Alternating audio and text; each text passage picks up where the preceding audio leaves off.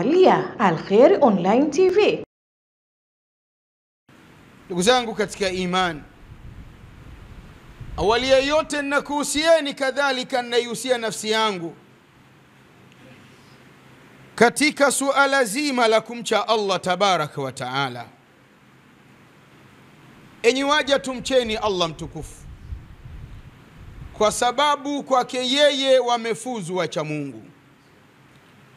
Allah mtukufu anatuambia, inna lilmuttaqina mafaza, kwa hakika wacha Mungu wamefuzu. Wamefuzu wacha Mungu katika maisha ya dunia, kadhalika kesho yaumul qiyama. Ndugu zangu, khutba yangu leo kwenu inaikumbusha nafsi yangu kadhalika nafsi zenu juu ya al-aishu bihikmati athna alfitan, namna ya kuishi kwa hikma katika muda ambao wanadamu wanakumbana na fitna. Bila shaka kila mmoja miongoni mwetu ana akili zilizotimamu,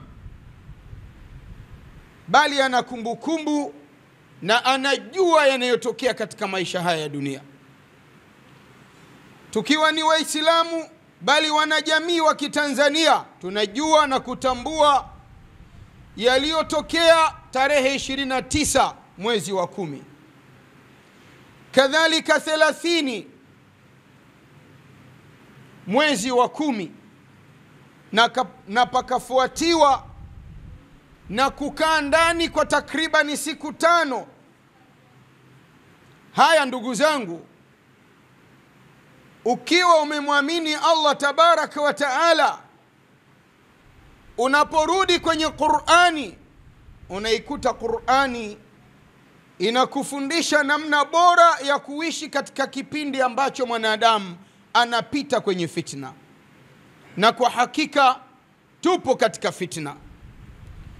Ndugu zangu, katika muda wa fitna, Muislamu mwanadamu anafundishwa kutumia vema matumizi ya hikma, kutumia vema matumizi ya hekima ambayo Allah tabaraka wa taala ameyapandanisha katika maungo ya mwili wake, katika sehemu ya akili inayotawala kumruhusu mwanadamu kusema, kukaa kimya, kufanya, kutofanya. Lakini pia katika kipindi hiki ni kuivaa na kuishi subira. Subira ni tiba inayotokana na maumivu ambayo mtu ameyapata.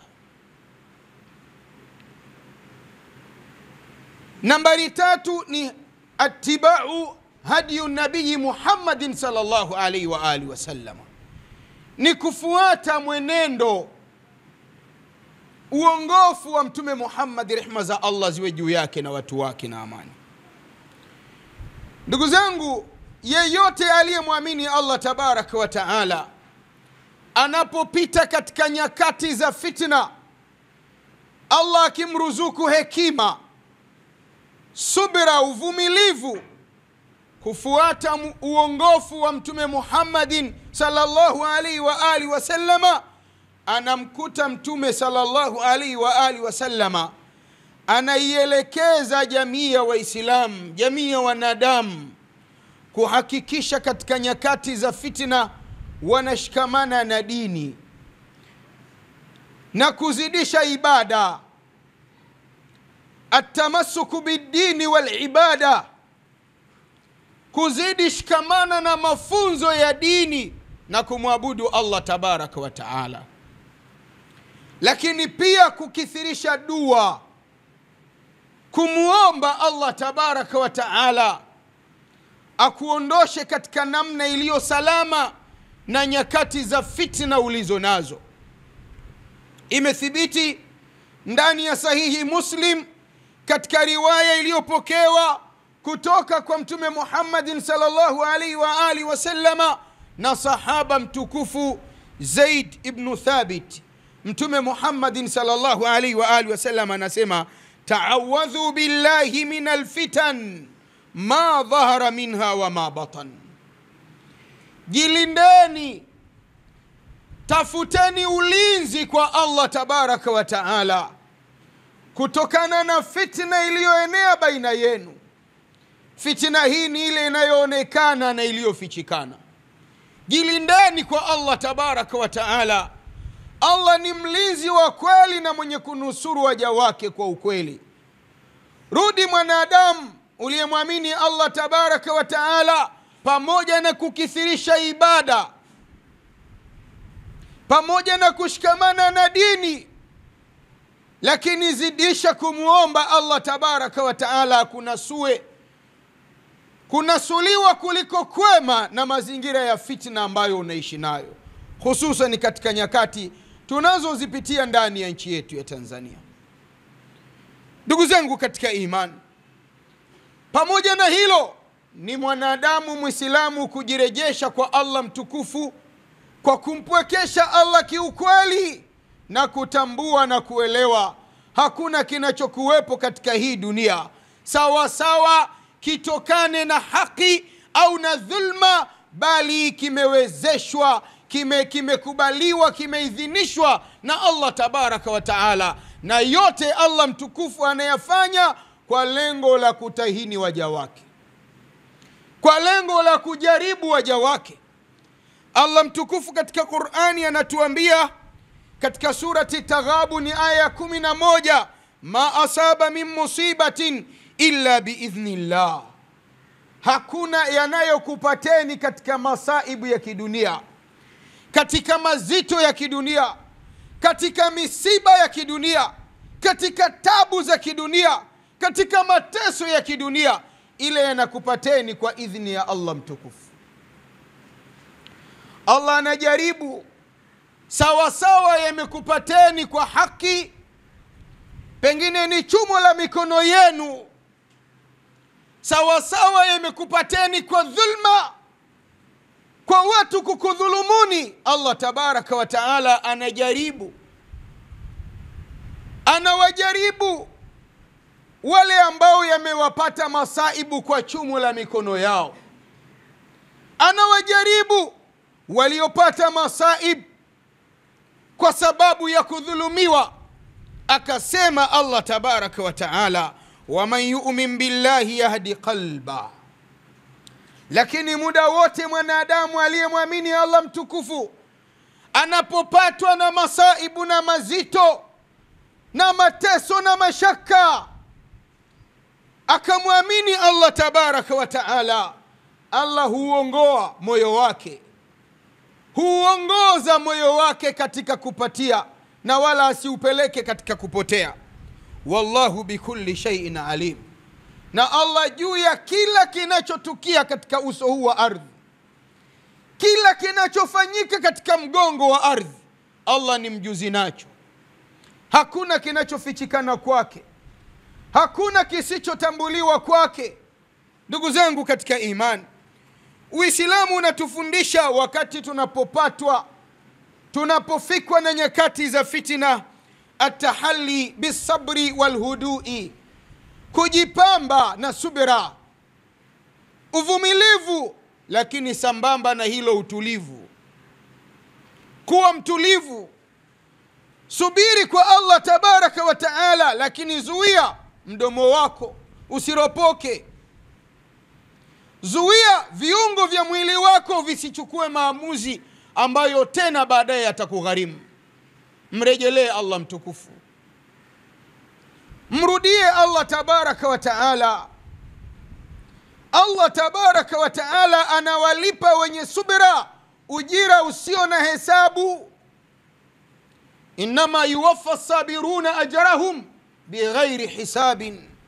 Hakika ya Allah mtukufu anawalipa wale ambao wameumizwa, wale ambao wameumia, wale ambao wameporwa, wale ambao wamedhulumiwa, wakasubiri wasiharibu, anawalipa ujira usio na hesabu.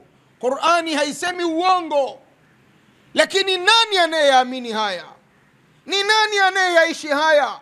Ni yule aliyemwamini Allah tabaraka wa taala, ni yule mwenye yakini na kuwa iko siku ya mwisho atalipwa kwa anayoyatenda katika hii dunia. Khairan fa khairan wa sharran fa sharra. Alitenda kheri atalipwa kheri, na alitenda shari atalipwa shari. Ni juu yetu kuhakikisha tunajipamba na subira katika nyakati tulizo nazo. Tumeondokewa na ndugu zetu vipenzi. Kuna watu zimeporwa mali zao, kuna watu wamedhuriwa. Subiri, lakini kuwa na utulivu. Utulivu katika kusema, usiropoke. Utulivu katika kutenda, usichukue maamuzi mengine ambayo hayana faida na wewe. Lakini sanjali na utulivu, adamil injirari waraa shaiati. Epuka kuishi na mambo yanayovumishwa ambayo huna uhakika nayo, hauna yakini nayo. Mambo hayo yakasababisha migogoro na yakaleta machafuko baina ya watu. Epuka maneno ya uongo ambayo huna uthibitisho nayo. Usisikie habari usioijua, usiokuwa na uthibitisho nayo, ukaieneza kwa watu kwa namna ya aina yeyote, ukasema au ukaandika.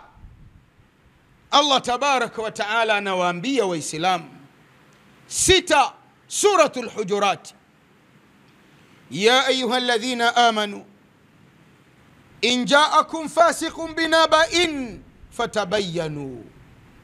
Enyi ambao mmeamini, enyi mliomwamini Allah tabaraka wa taala, akikuijieni fasiki na habari, msisadikishe, msiamini, msikubali. Fatabayyanu, kwanza itafutieni ubainifu. Kwanza itafutieni ubainifu. Antusibu qauman bijahala, mtajiangamiza watu kwa ujinga. Fatusbihu ala ma fa'altum nadimin, halafu mkaja kuwa ni wenye kujuta baadaye kwa yale ambayo mliyachukulia maamuzi kwa habari ya kusikia pasina kumjua msemaji wala kumuona, ukaeneza habari usio na uthibitisho nayo. Tuepuke haya katika mazingira tulionayo ya fitna. Lakini si hivyo ndugu zangu, tujitahidi sana katika nyakati tulizo nazo, nashrul khairi wasulhi baina nnasi. Tujitahidi kueneza kheri, kutangaza kheri, kusema kheri na kusuluhisha baina ya watu. Mtume Muhammadin sallallahu alaihi wa alihi wasallam anatuambia, man kana yu'minu billahi wal yawmil akhir falyakul khairan aw liyasmut. Yeyote anayeamini anamwamini Allah mtukufu na anaamini iko siku ya mwisho, atalipwa kwa anayoyatenda katika hii dunia, ajitahidi aseme yaliyo ya kheri, aseme yenye manufaa, aseme yenye kutengeneza, asiseme yenye kuharibu, asiseme yenye kubomoa. Akishindwa kusema ya kheri hanayo, ni vizuri sana yeye kukaa kimya. Huyu ni Mtume Muhammadin sallallahu alaihi wa alihi wasallam. Lakini kusuluhisha baina ya watu, kujitahidi kuhakikisha tunalingania watu mafundo ya waondoke ndani ya nyoyo zao. Kuweka mafundo chuki si tiba ya kutengeneza hali za watu. Hali za watu zitatengenezwa kwa watu kuondosha mafundo ndani ya nyoyo zao, kuondosha chuki ndani ya nyoyo zao, kuondosha fitna ndani ya nyoyo zao. Wakiweza yaishi haya watu kama ambavyo Uislamu unaelekeza, hakika nyakati za fitna kwao zitapita kwa haraka na maisha yatarudi katika namna iliyo bora na iliyo njema. Ndugu zangu katika imani, Uislamu unatufundisha pia katika nyakati za fitna ihtiramul qanun, kuheshimu kanuni zilizopo, si kanuni peke yake, wa sulta, na kuheshimu mamlaka. Heshimu mamlaka ndugu zangu. Uislamu ni dini ambayo imekuja wafundisha watu kheri, imekuja waelekeza watu yale ambayo yana maslahi na wao. Zilipatapita nyuma huko zama za fitna zilizo ngumu, walipita watu katika hii dunia kina Hajjaj ibn Yusuf, wakafanya walioyafanya katika hii dunia. Maulama wakubwa wa Kiislamu wapo wanaishi. Qur'ani imekita ndani ya nafsi zao, haikukita peke yake kwa kuhifadhiwa, bali kwa kujua maana yake.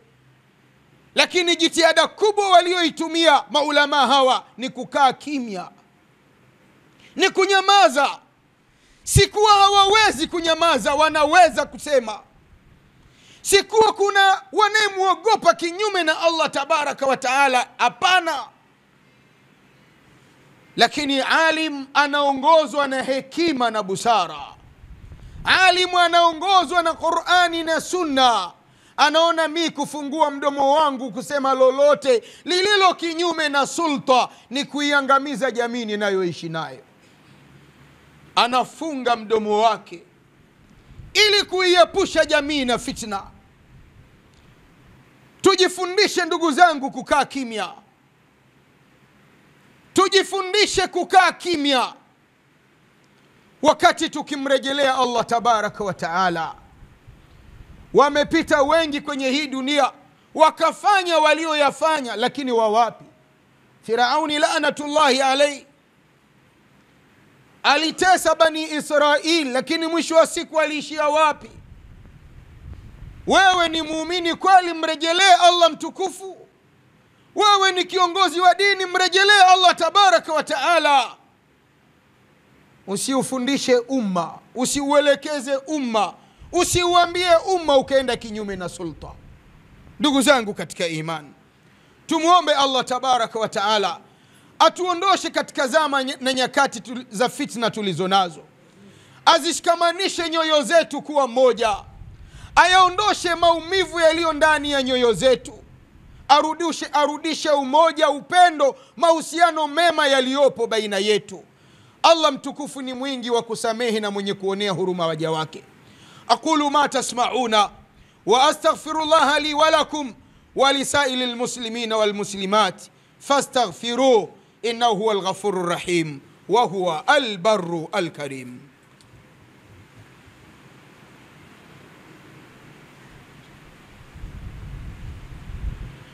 Alhamdulillahi rabbil alamin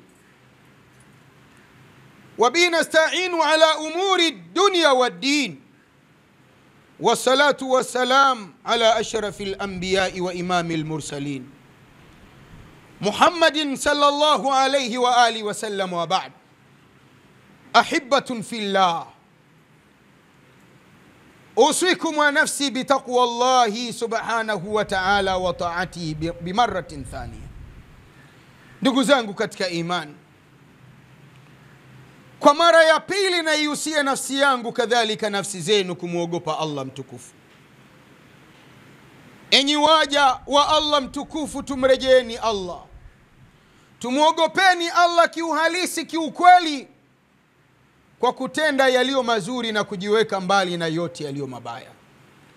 Hotuba yetu ndugu zangu inatukumbusha namna ya kuishi kwa hikma katika zama za fitna, katika zama za machafuko. Ndugu zangu, tumeona namna gani Uislamu unavyotuelekeza sisi kuishi kwa hikma. Ni kuhakikisha tumia vema akili zetu katika maamuzi ya kusema kwetu na kutenda kwetu. Hekima iwe ndiyo kiongozi wetu, subira iwe ndiyo vazi letu la kila siku, la muda wote.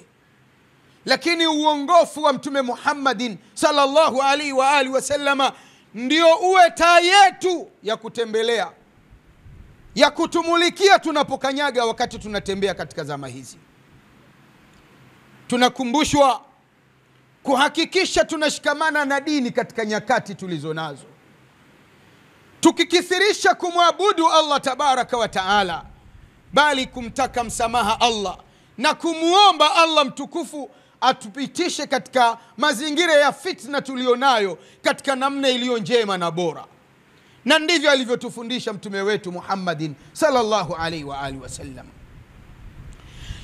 Lakini pia kuhakikisha tunajitahidi kuishi kwa kusubiri kutokana na maumivu yaliyopatikana, lakini pia tukiongozwa na namna njema ya hekima na busara, lakini pia kujipamba na subira katika nyakati zote, maeneo yote, muda wote, na kuepuka kutamka maneno yanayoweza zidisha kuwasha moto wa uchochezi, moto wa migogoro, badala ya kuzima moto huu na maisha ya Watanzania kurudi katika namna iliyo bora.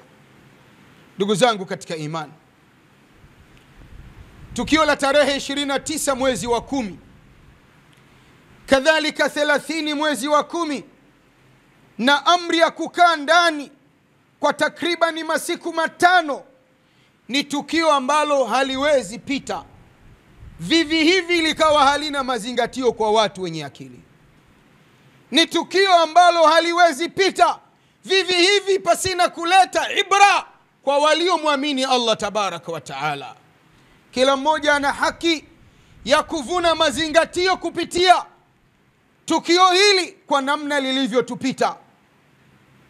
Lakini miongoni mwa mambo yanayoweza kuelekeza mazingatio kwa wanadamu wanaoishi katika hii dunia ni makundi kadhaa wa kadhaa ya kijamii.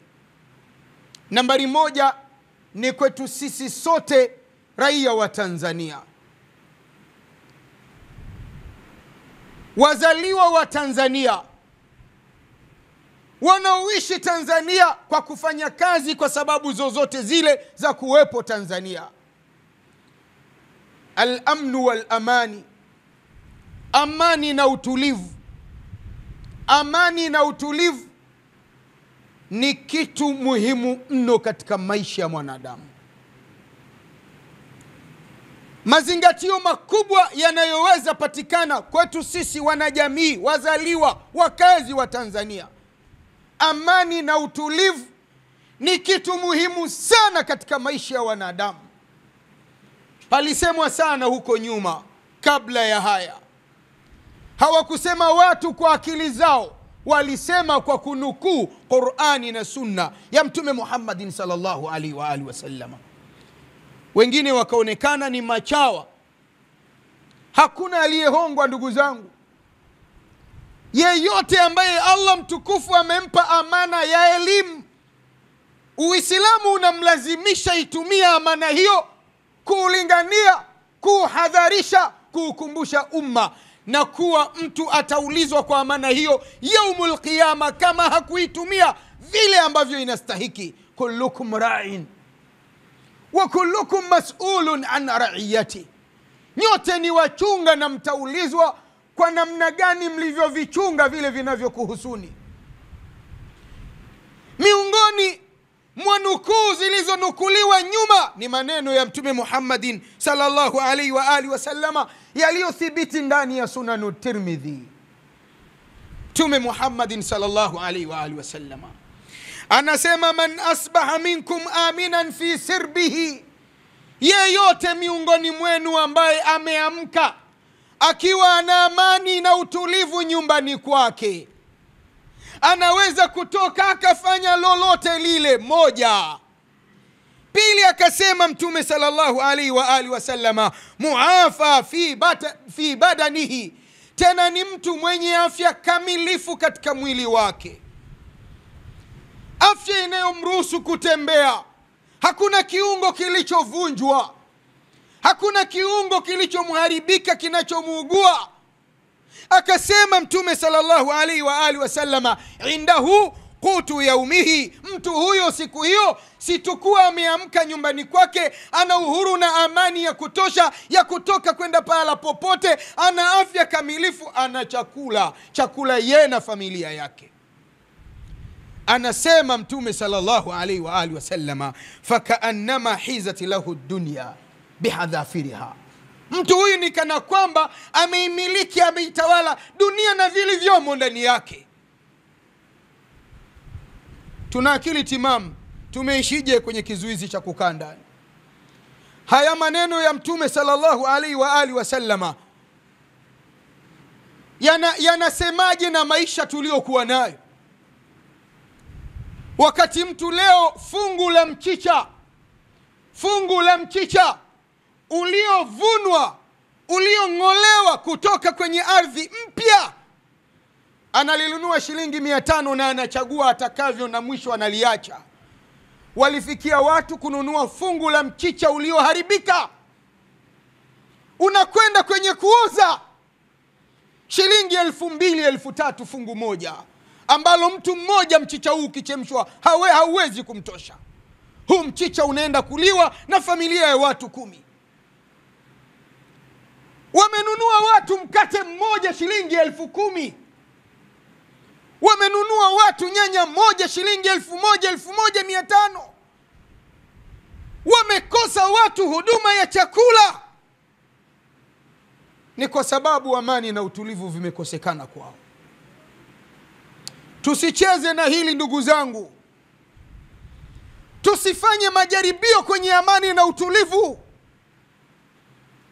Tujue sote ni mas'ulu mbele yake Allah tabaraka wa taala juu ya kulinda amani na utulivu katika maisha yetu, katika makazi yetu.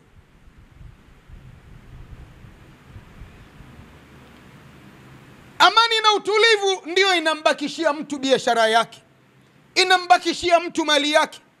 Imeondoka amani na utulivu, kuna watu wiki 2 zilizopita walikuwa ni matajiri wanaomiliki mitaji, pesa za milioni 200, 300, bilioni 1, leo zote zimeteketea, hazipo. Na wengine wamekopa benki, kakopa benki, mtu kanunua magari 2 3 yamepigwa moto pa. Hayapo amani na utulivu. Amani na utulivu, kuna ndugu zetu tulikuwa nao hawapo leo, hawapo, ni kina marehemu. Si kitu cha kufanya mchezo ndugu zangu, si kitu cha kufanya mchezo, cha kufanya majaribio. Tumuombe Allah tabaraka wa taala aidumishe amani na utulivu katika maisha yetu ndani ya nchi yetu, na amuondoshe kwetu kila yule ambaye anatamana hamu ya kuharibu amani na utulivu tulionao. Hii ni kwa raia wote wa Tanzania, ni kwa wakazi wote wa Tanzania. Kuna wawekezaji kutoka nje wanaogopa mali zetu zitaharibiwa. Ndani ya kuwekeza kwake mtu kaajiri watu 100, anaogopa naondosha mradi wangu peleka nchi nyingine, watu 100 wakazi wa Tanzania hawana ajira. Amani na utulivu. Lakini pia ni jukumu la wazazi katika mambo tunayoyachukua ni mazingatio kupitia matukio yaliyotupita. Wazazi, pateni muda, bali iwe ni kawaida ya kukaa na watoto wenu. Kaeni na watoto wenu.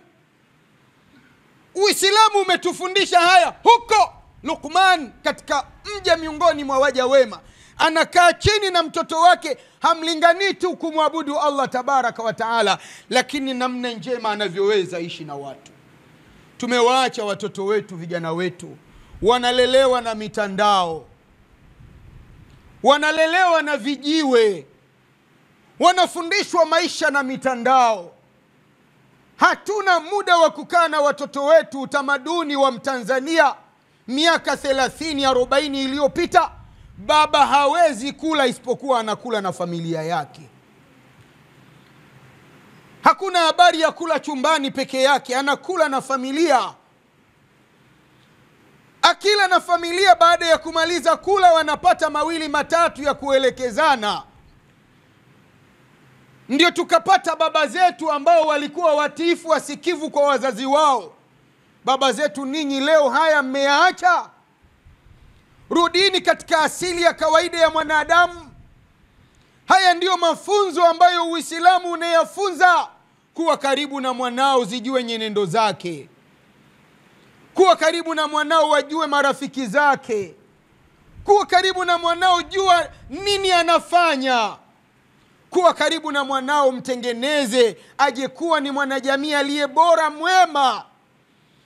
Usimuache mtoto akatamani pora. Chukua cha mtu, ataishi maisha ya haramu. Dhulma haidumu ndugu zangu, na dhulma ukiona inaishi, mbona yule kadhulumu na yupo? Tunaambiwa adh-dhulma la yadumu idha dama damara. Dhulma haidumu, dhulma haishi. Ukimwona dhalimu anaishi na dhulma inamwangamiza. Anaishi na dhulma na maradhi makubwa, kila siku anabugia chungu nzima ya madonge. Anaishi na dhulma, hana amani, hana uhuru. Hawezi toka akakana wanajamii wenzi wake namna hii, muda wote ana hofu. Dhulma. Mfundishe kijana wako awe ni kijana Mtanzania Muislamu, asiwe Muislamu ambaye anafikiria, ana hamu ya kufanya kazi kwa mikono yake, kwa kutumia akili yake, apate chumo la halali ambalo litamlinda yeye na kuangamia kadhalika kizazi chake, bali litakulinda wewe baba yake. Litatengeneza mustakbali bora mwema mbele ya Mola wake. 3, miongoni mwa mafunzo, mwa mazingatio tunayoyapata kupitia matukio yaliyotupita, ni umuhimu wa viongozi wa dini. Umuhimu wa viongozi wa dini kutoshabikia mambo yaliyo kinyume kabisa na vitabu vya dini. Umuhimu wa viongozi wa dini kujiweka kando na mambo yaliyowekwa na watu ambayo hayako ndani ya vitabu ambavyo wao wanaviamini. Qur'ani imefundisha, imeelekeza, maelekezo yake, mafunzo yake yanatosha. Hakuna mafunzo mengine. Vitabu vilivyopita, Biblia inafundisha, inaelekeza. Unapata wapi ujasiri kiongozi wa dini kutafuta mafunzo nje na vitabu hivi? Simama kiongozi wa dini, usiwe moga. Waambie wanadamu wanaoishi katika hii dunia yale ambayo unaamini yako ndani ya kitabu unachokiamini. Bila kuhofia utaonekana chawa, utaonekana nani. Simama, sema. Hakuna dini ndugu zangu, ukisoma Qur'ani, ukasoma vitabu vyote vilivyopita, Taurati, Zaburi, Injili, hakuna kitabu kinachofundisha chuki baina ya watu. Hakuna kitabu kinachofundisha ubaguzi baina ya watu, bali vitabu vyote vinafundisha umoja, kuoneana huruma. Vitabu vyote vinafundisha upendo. Viongozi wa dini waishi katika jukumu lao, waishi katika maono walioyakubali na kuyachagua ya kuishi dini.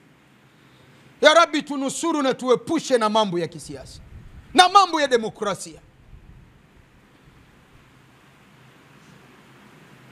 Kundi la mwisho ambalo lina haki ya kuchukua mazingatio kupitia tukio lililotokea ndani ya nchi yetu ni serikali yetu, viongozi wake. Wakati wanakwenda tengeneza serikali, wahakikishe wanatengeneza serikali ambayo itakata kiu cha Watanzania kutokana na mahitaji mbalimbali walionayo.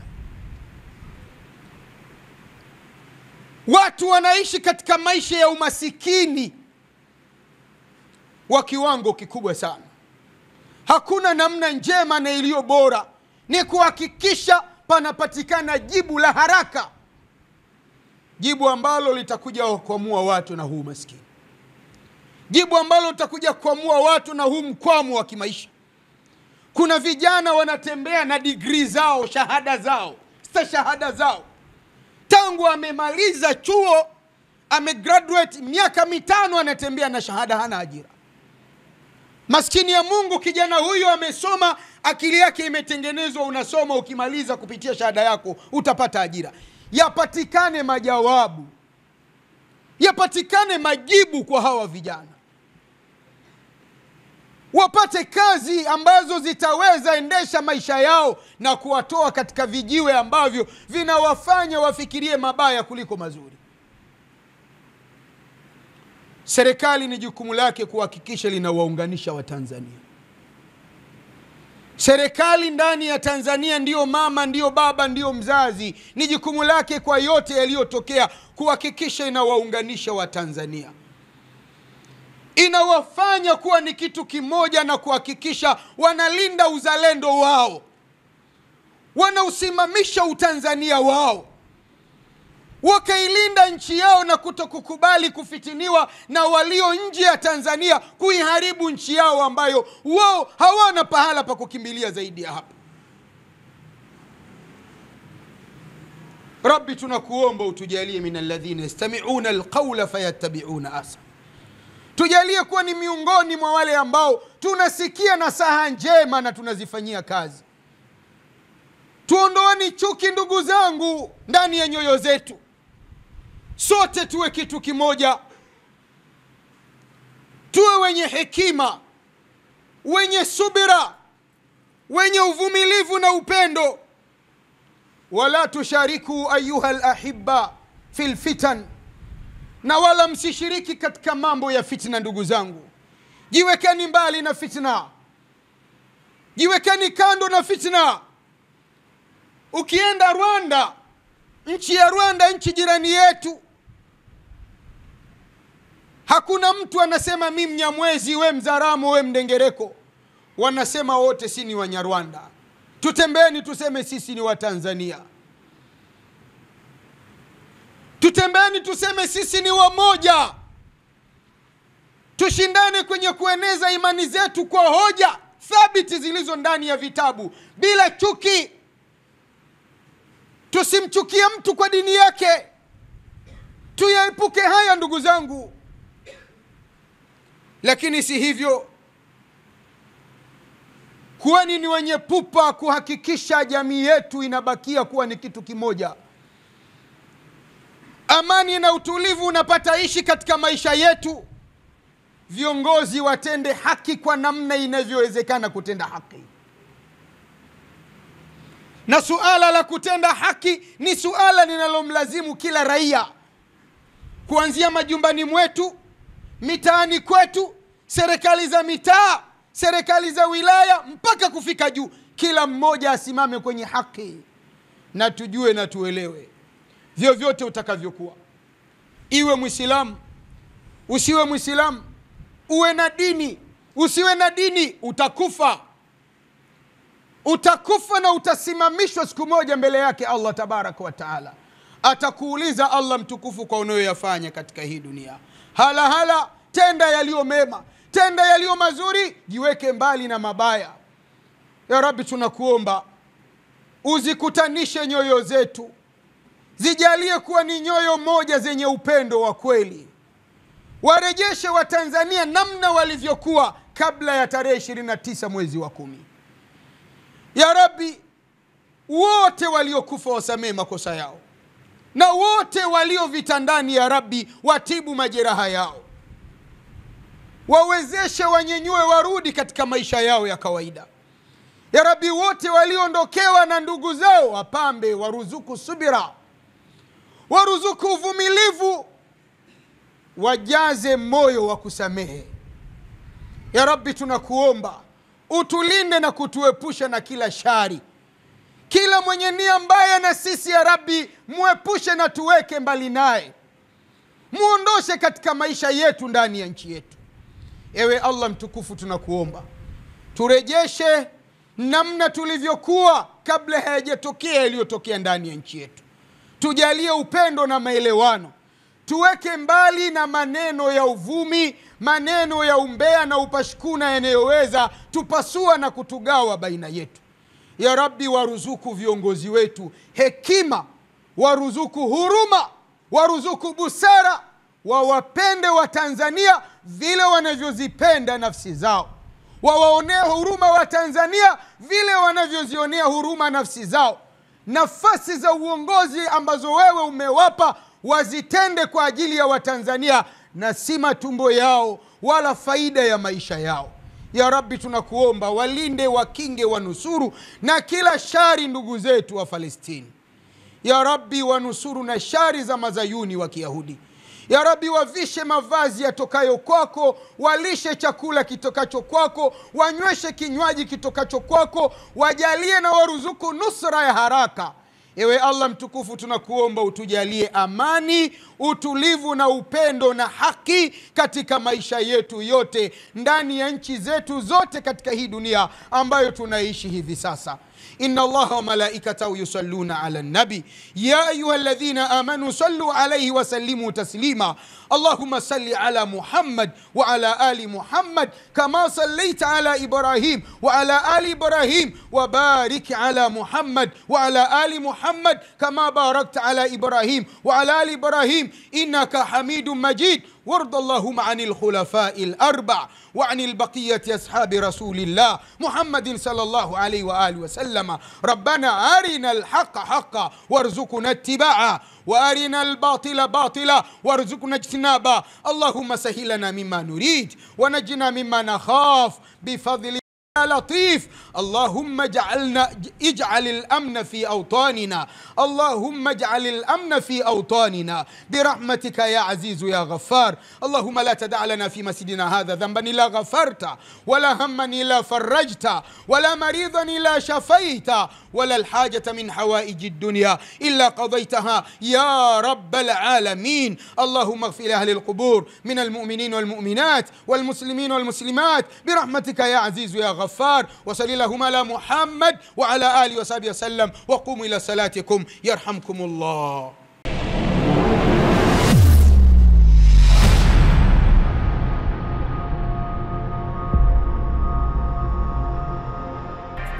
Unaangalia Al Khair Online TV.